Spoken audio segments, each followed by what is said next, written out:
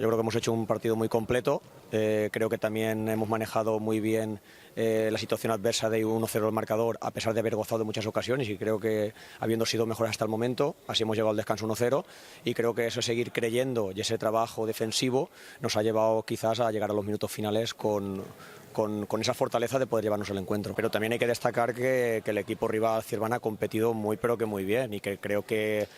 uno de sus mejores jugadores ha sido el portero, y en situaciones de uno contra portero ha sacado en infinidad, y creo que también hay que darle valoración positiva a su portero y no en detrimento nuestro. Pero sí que luego en el portero jugador también hemos tenido que sufrir, y han tenido 2 ocasiones para empujarla al segundo palo con 1-2. Y creo que ahí, pues bueno, obviamente hubiera cambiado el devenir del encuentro, pero creo que en términos generales y en globalidad creo que somos justos vencedores. Sí, por supuesto, yo creo que tenemos que tener los pies en el suelo